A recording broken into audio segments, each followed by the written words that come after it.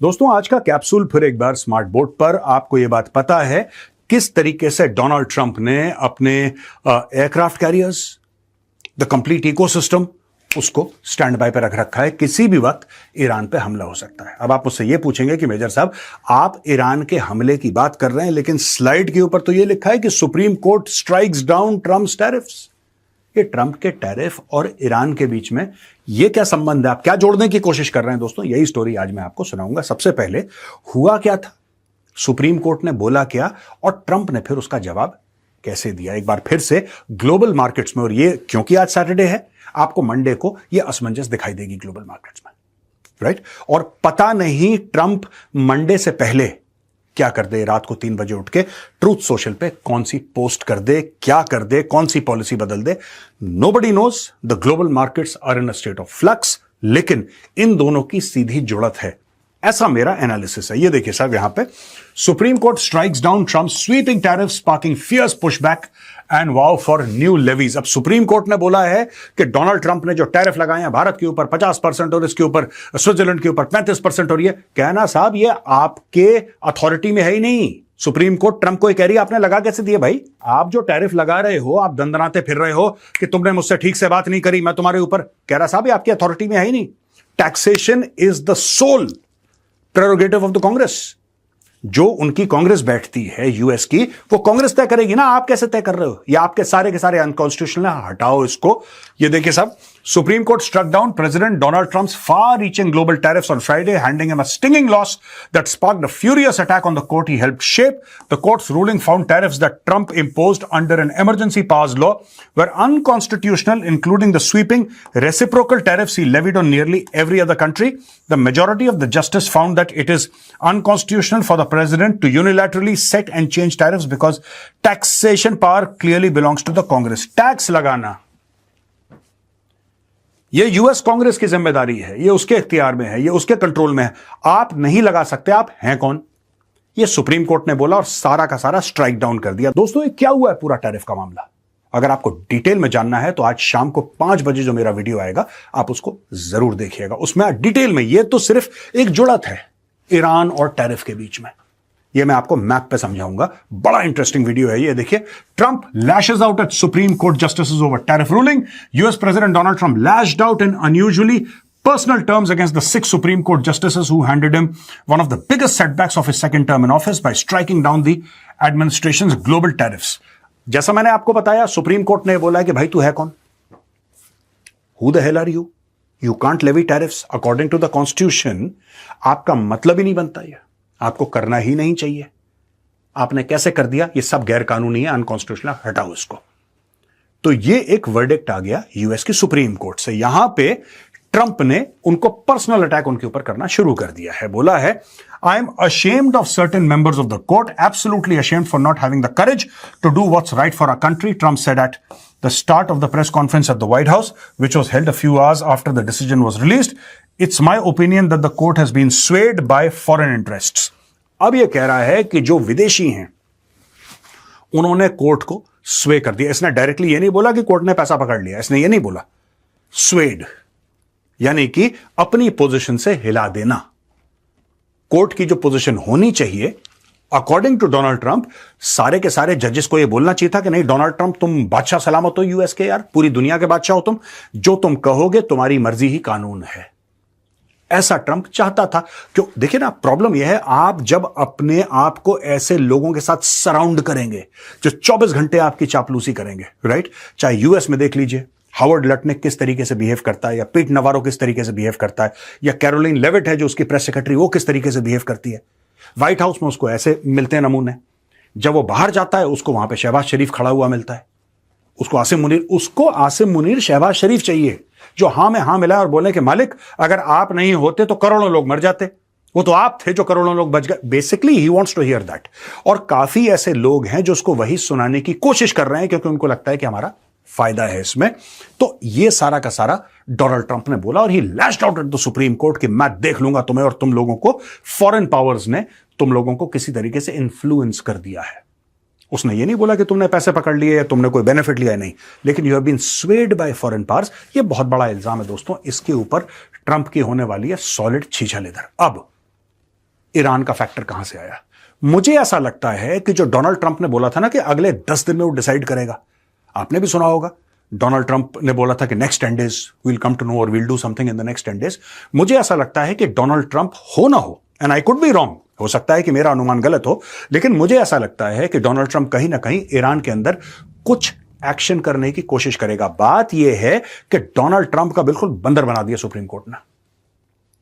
जिस टैरिफ के चलते कि मैंने लड़ाई भारत और पाकिस्तान की रोकी क्योंकि मैंने बोला 200% का टैरिफ लगाऊंगा, फिर मैंने ये कर दिया, मैंने इतने टैरिफ, ये जो अपनी कहानियां बनाता है ना, ये जो डोनाल्ड ट्रंप अपनी झूठी झूठी अलिफ लैला की कहानियां बनाता है और मैंने ये कर दिया और मैंने ये कर दिया, भाई सुप्रीम कोर्ट ने बोला ठीक है तूने कर दिया, तूने टैरिफ लगाए कैसे, पहले ये बात बता, who has given you the authority? आप हो कौन भाई साहब? आप हो कौन? आप अकॉर्डिंग टू अमेरिकन कॉन्स्टिट्यूशन आप में वो अधिकार है ही नहीं, आपका अधिकार, आपके अधिकार क्षेत्र में वो नहीं आता है। आप किस तरीके से टैरिफ अच्छा, इससे चिढ़ के ये कुछ ना कुछ करने की कोशिश, दोस्तों ये इसका रिकॉर्ड रहा है डोनाल्ड ट्रंप का, मैं आपको बताता हूं। जब ये हारता है ना, ये कुछ और बड़ा करने की कोशिश करता है कि ये हार छोटी दिखे या ये बिल्कुल आउट हो जाए। जब ये और चीजों से हारता है, जब कनाडा जो है बिल्कुल आउट ऑफ कंट्रोल चला जाता है कनाडा, और कनाडा कहता है कि नहीं हमें तुमसे कोई फर्क नहीं पड़ता और हम जाके चाइना के साथ हाथ मिला लेंगे और ये सब, तो अचानक ये वेनेजुएला पर अटैक कर देता है।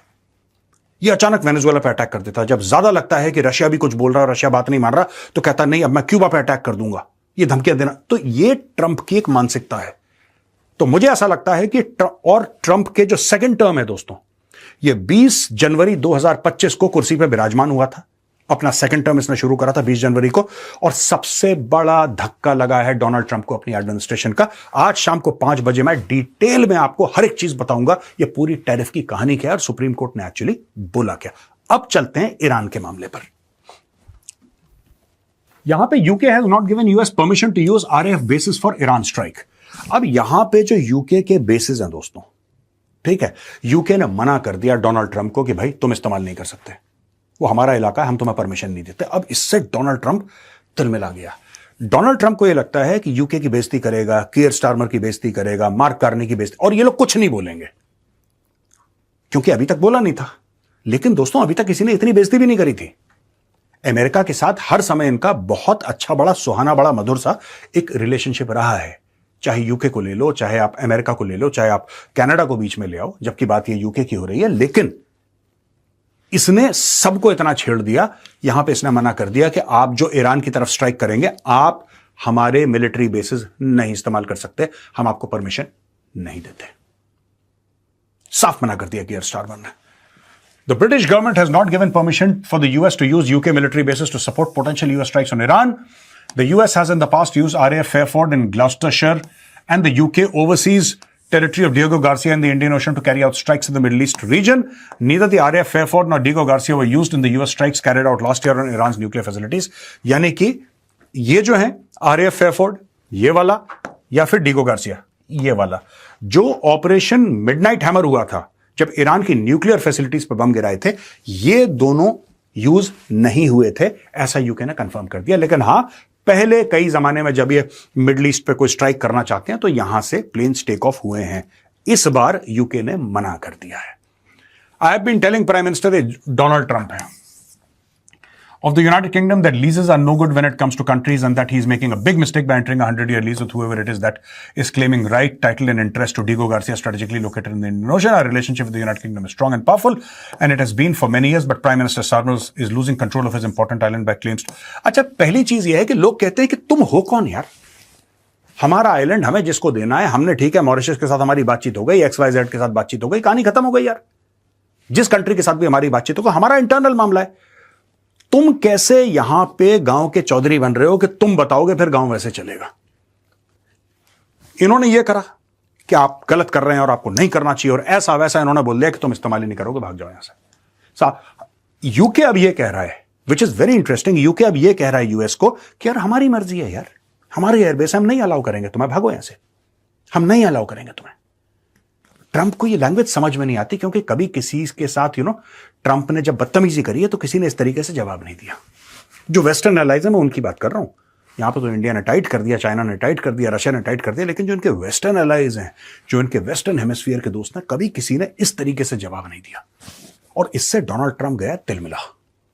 वो परेशान हो रहा है और पूरा यहां पे लंबा चौड़ा कि आपने कैसे कर दिया और ये कर दिया और हम ये देखिए ना साहब. Should Iran decide not to make a deal, it may be necessary for the United States to use Diego Garcia and the airfield located in Fairford in order to eradicate a potential attack by a highly unstable and dangerous regime, an attack that would potentially be made on the United Kingdom as well as other friendly countries. Prime Minister Starmer should not lose control for any reason of Diego Garcia by entering a tenuous and at best 100-year lease. This island should not be taken away from the UK, and it is allowed to be. It will be a blight on our great ally, but we will always be ready, willing and able to fight for the UK, but they have to remain strong in the face of wokeism and other problems put before them. Do not give away Diego Garcia. इसने बोल दिया Donald Trump ने. अब यहां पे, और ये सारा का सारा मामला किसको लेकर है? ये सारा का सारा मामला दोस्तों यहां पे ईरान को लेकर है. This entire thing is about Iran. ठीक है, तो यहां पे ये जोड़ा तार रही है डोनाल्ड ट्रंप के टैरिफ्स. सुप्रीम कोर्ट कहता है नो, अनकॉन्स्टिट्यूशनल, इलीगल. यहां पे यूएस की और यूके की लड़ाई शुरू हो गई है. अब दोस्तों ये 18 फरवरी का है, because this is the latest that is available today, क्योंकि हर रोज की तो प्रोग्रेस ऐसी अवेलेबल नहीं रहती है. तो ये कहता है where the US is building a military force near Iran. अब ईरान को, ये बात दोस्तों मैंने यही बात बोली थी कुछ समय पहले, राइट?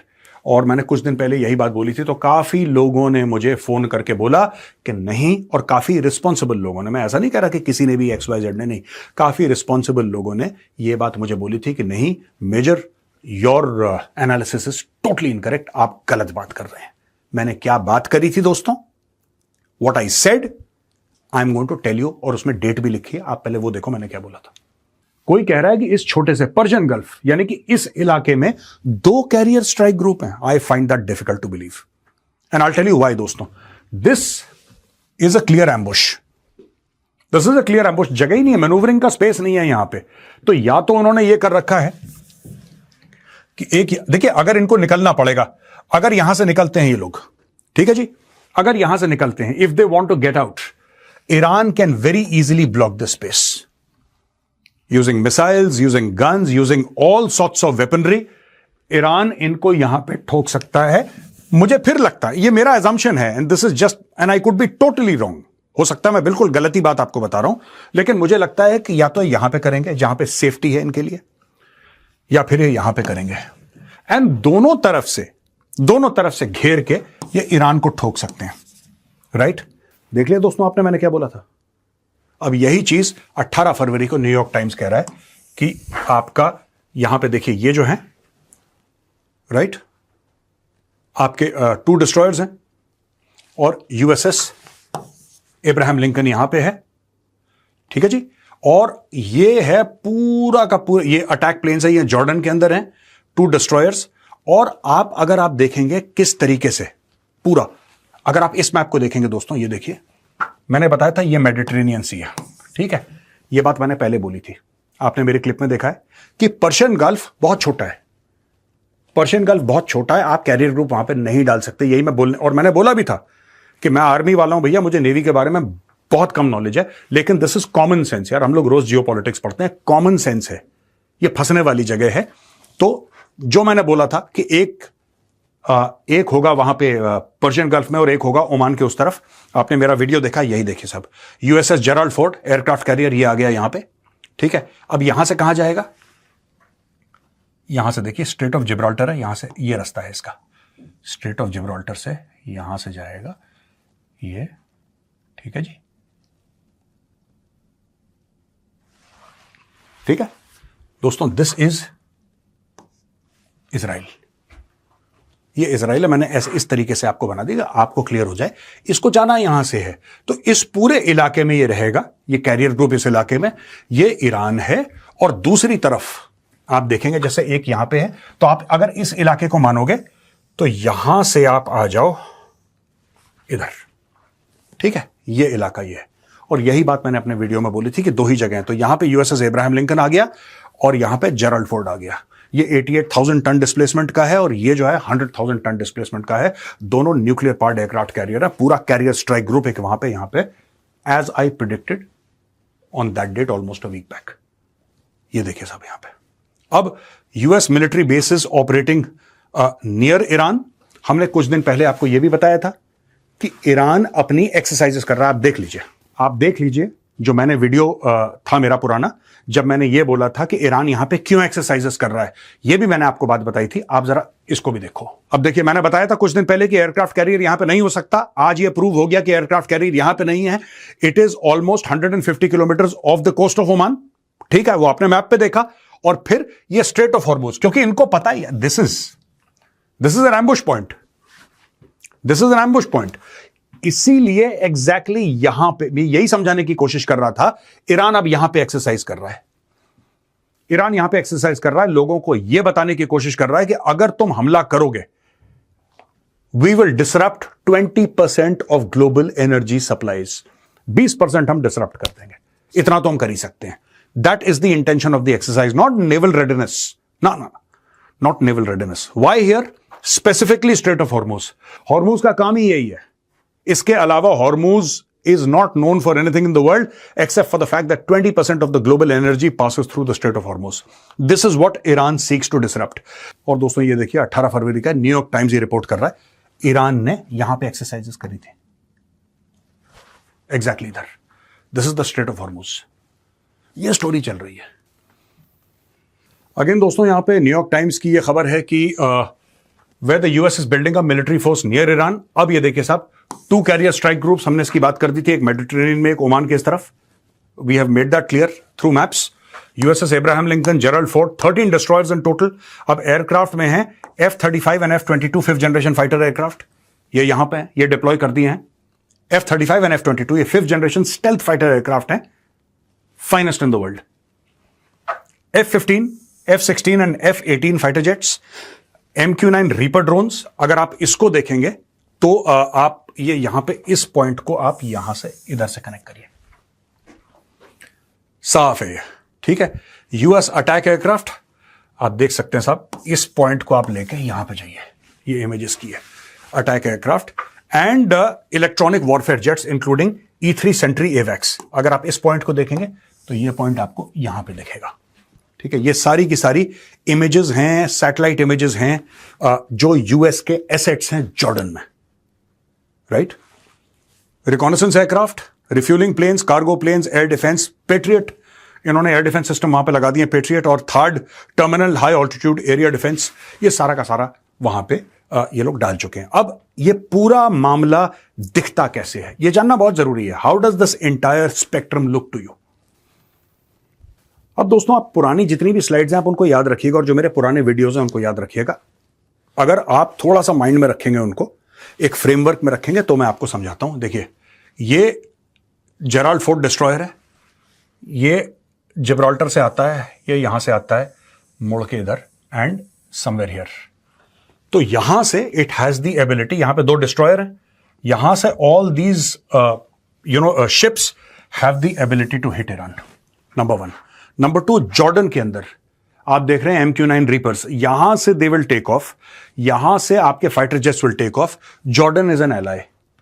ठीक है, इजराइल अपना काम करेगा जो इजराइल को करना है, और आप आगे चल के आपको यह पता लग जाएगा अगर यह अटैक होता है तो। अगर डोनाल्ड ट्रंप चिढ़ के मारे कि भाई सुप्रीम कोर्ट ने यह कर दिया, अब मुझे दिखाना है मैं ही मैन हूं और मैं किस तरीके से पूरे यूनिवर्स पर राज कर सकता हूं, आप जब यहां से देखेंगे व्हेन इजराइल टेक्स ऑफ, आपको यह पता लग जाएगा कि इजराइल के एसेट्स, व्हेन आई से assets I mean human beings, I mean Mossad already working in Iran. ये आपको पता लग जाएगा, मीडिया में अपने आप आ जाएगा। वो बंदे आज की तारीख में हैं तेहरान के आसपास, पूरे ईरान में फैले हुए हैं, लेकिन mostly near Tehran. Mossad will already be there on the ground, they are working on the ground, human beings, spies, they are working on the ground यहां पे। तो आप ये देख सकते हैं जॉर्डन, मोवाफाक साल्टी एयरबेस, ये यहां से अटैक है, यहां पे आपके कॉम्बैट शिप्स हैं यहां पे। ठीक है, लेकिन इसका मैनूवरेबल स्पेस थोड़ा बहुत है इनके पास, because these are destroyers, right. Destroyers हैं, अकेले एक दो हैं, they can somehow save themselves, और उनको लगेगा वो भी बाहर निकल सकते हैं यहां से, अलग अलग जगह से। और आप देखेंगे सऊदी अल उदैद एयरबेस है। अल उदैद एयरबेस कहां पे है दोस्तों? अल उदैद एयरबेस बेसिकली कतर के अंदर है, इट्स इनसाइड कतर। तो आप अल उदैद एयरबेस से ये लोग अटैक कर सकते हैं यहां पे, और पूरा एब्राहम लिंकन यहां पे, ये यहां पे डिस्ट्रॉयर्स एवरीवेयर। और कितने हैं? प्रिंस सुल्तान एयरबेस है सऊदी अरेबिया में, दुनिया भर के यहां पे 1 मिसाइल गाइडेड डिस्ट्रॉयर यहां से। तो अगर यहां से फायर करेगा, अगर उसको ईरान पहुंचना है, it has to cross Saudi air space. Saudi air space उसने मना कर दिया पहले सऊदी अरेबिया ने। अब सऊदी अरेबिया के ऊपर कितना प्रेशर ये लोग डाल पाते हैं, क्या होता है, आई डोंट नो, मुझे नहीं पता कितना प्रेशर डाल पाते हैं। सऊदी मना कर चुका है, ये आप देख सकते हैं न्यूज हेडलाइन। तो यहां पे ऐसा मामला फंसा हुआ है दोस्तों। अब ये डिपेंड करता है कि ट्रंप का कितना मूड ऑफ है। मैं आपको सच बताता हूं, इसमें कोई ज्यादा जियोपॉलिटिकल प्ले ऐसा कुछ नहीं है। एक आदमी के मूड की बात है, वो सवेरे उठा, उसका मूड खराब हुआ, उसने बोला गो, वो इस पोजीशन ऑफ पावर में बैठा है कि गो हो जाएगा फिर ईरान का। और मुझे ऐसा लगता है कि ये ट्रिगर है, मेरा ऐसा पर्सनल फीलिंग है, आई कुड बी रॉन्ग, मैं गलत हो सकता हूं, लेकिन मेरी पर्सनली ओपिनियन ये है कि ये पूरा जो मामला है सुप्रीम कोर्ट का, that may prove to be the trigger for an attack on Iran, because he needs to show that he has won. कुछ ना कुछ तो ये दिखाएगा। और ये क्यों दिखाएगा? ये इसलिए दिखाएगा दोस्तों, इसको पर्सनल ईगो इसकी बड़ी हाई है। और दूसरी बड़ी अहम बात, बड़ी इंपॉर्टेंट जरूरी बात जो ये है कि नवंबर में मिड टर्म इलेक्शंस हो रहे हैं अमेरिका में। अमेरिका में मिड टर्म इलेक्शंस हो रहे हैं। अगर ये हार जाता है मिड टर्म इलेक्शंस, जो कि अभी लोग ऐसा प्रिडिक्ट कर रहे हैं कि हार जाएगा, ये बचेगा नहीं, फिर ये बचेगा नहीं। इसके इंपीचमेंट, हर हफ्ते कोशिश करेंगे इसको इंपीच करने की। Democrats will do their best to impeach him. और आज की तारीख में जो सुप्रीम कोर्ट ने बोला है कि साहब आप गलत हो, आपके टैरिफ गलत हैं, मैं आपको बता रहा हूं, ये इतनी बड़ी रूलिंग है, इससे रिपब्लिकन पार्टी में रप्चर होने वाला है। आप देख लेना, आपको 1-2 हफ्ते के अंदर पता लग जाएगा। आज मैंने प्रिडिक्ट कर दिया, टुडे सैटरडे, आप देख लेना 21 फरवरी का दिन रिपब्लिकन पार्टी में रप्चर होने वाला है because of the supreme court ruling.